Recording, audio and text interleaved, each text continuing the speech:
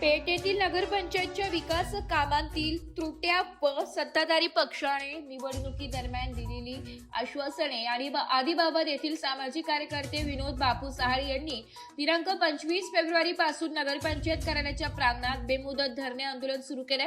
निवडणूक आश्वासने प्रलंबित घरकुल प्रकरण विकास कामांतील अनियमितता व प्रशासनाच्या भूमिकेवर वारंवार पत्रव्यवहार करूनही कोणते समाधानकारक उत्तर मिळत नसल्याने त्यांनी धरणे आंदोलन सुरू केले।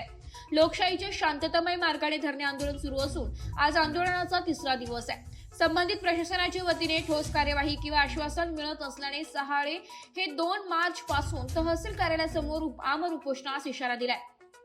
तर सन 2021च्या नगरपंचायत निवडणुकीदरम्यान सत्ताधारी पक्षाने शहराच्या सर्वांगीण विकासासाठी जाहीरनाम्यात आश्वासने दिली होती।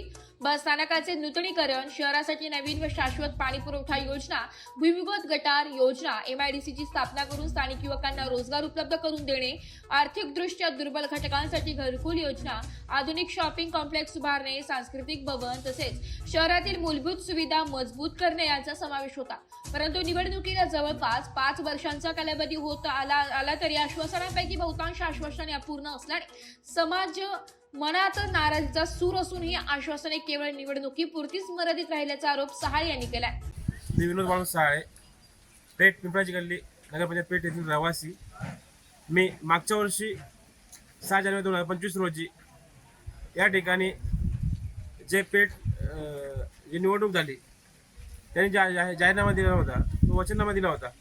त्यानिमित्ताने मी या ठिकाणी लोकांना जे लाभार्थी आहेत, जे वंचित आहेत त्यांना घरकुल मिळावं, पाणी गटार स्वच्छता व्हावी याकरता मी बेमुदत आत्मक्लेश आमरण उपोषण केलं होतं।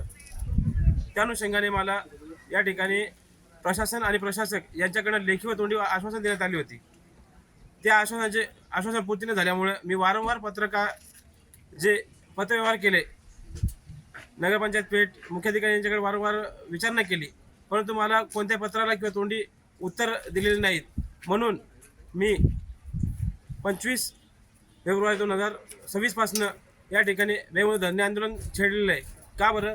तर ज्यावेळी निवडणूक झाली त्यावेळेस आम्हाला आश्वासन देण्यात आले होते की आमची सत्ता आल्यास आम्ही तुम्हाला घरकुल देऊ। म्हणून या ठिकाणी मी हे जे आंदोलन आहे हे वंचित आणि दुर्लभ घटकांना न्याय मिळावा म्हणून हे आंदोलन छेडलेलं आहे। तरी शासनाकडे माझी विनंती असेल की आज भारत स्वतंत्र होऊन जवळजवळ 75 ते 78 वर्ष झालेले आहे, परंतु अद्याप देखील पेठ शहरातील जे वंचित घटक आहेत, सर्व समाजाचे असोत, आदिवासी समाज असो किंवा इतर समाजाचे असो, यांना अद्यापही घरकुल योजनेचा लाभ मिळाला नाही। तरी कोणतीही दखल घेतली गेलेली नाही। आज उपोषणाचा धन्यवाद दुसरा दिवस आहे, तर देखील अद्यापही कोणतीही प्रशासनाकडून दखल घेतली गेलेली नाही। आंदोलन जे आहे या ठिकाणी जर आम्हाला न्याय मिळाला नाही तर आमचा असा आरोप राहील की प्रशासन आणि प्रशासक हे दोघं पण दोषी आहेत आणि या दोघांवरती दोषी जे आहेत यांच्यावरती कारवाई करावी याकरता आम्ही तहसीलदार साहेब, माननीय दंडाधिकारी पेठ यांच्याकडे 2 मार्च रोजी ज्या दिवशी होळी आहे, तालुक्यातील सर्वात मोठा सण, त्या दिवसापासून मी स्वतः बेमुदत धरणे आंदोलन बेमुदत आमरण उपोषण करणार आहे। तरी सोशल मीडिया असो, प्रिंट मीडिया असो, इलेक्ट्रॉनिक मीडिया असो, तसेच शासन दरबारी आमची विनंती असेल की आमचा आवाज लवकरात लवकर शासनापर्यंत पोहोचावा आणि आम्हाला न्याय मिळावा। एस मराठी न्यूज साठी तालुका प्रतिनिधी प्रकाश पगारे, पेठ।